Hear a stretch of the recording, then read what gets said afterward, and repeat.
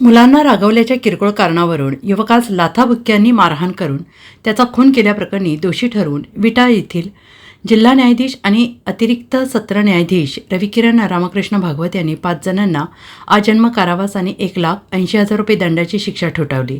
या प्रकरणी विटा पोलीस ठाण्यात अक्काताई यदू शिंदे राहणार भांबुर्डे यांनी फिर्याद दाखल केली होती।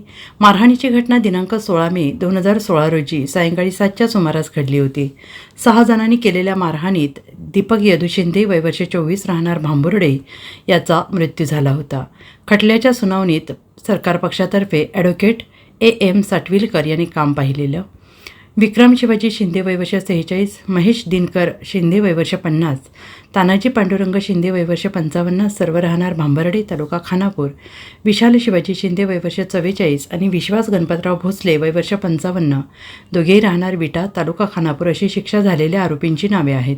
दरम्यान खटल्याचं कामकाज सुरू असताना आरोपी बाळासाहेब तातोबा शिंदे हे मयत झाले आहेत।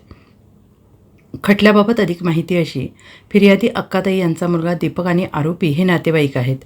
आरोपी महेश शिंदे हा अक्काताई यांचा चुलत पुतण्या आहे। महेश याच्या घरातच विक्रम शिंदे राहत होता। फिर्यादी अक्काताई आणि महेश यांचे घर काही अंतरावर आहे। तेथून जाणाऱ्या रस्त्यावर विठ्ठल रुक्मिणीचे मंदिर आहे। या मार्गावर विक्रम शिंदे यांची मुले शौचास बसत होती।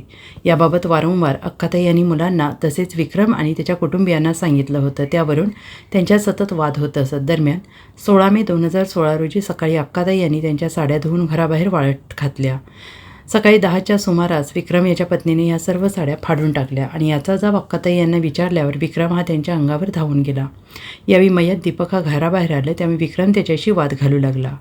काही वेळानं विक्रम निघून गेला, परंतु सायंकाळी 7च्या सुमारास विक्रम हा अन्य 5 आरोपींना घेऊन दीपक याच्या घराबाहेर आला आणि दीपक याला घराबाहेर बोलवले।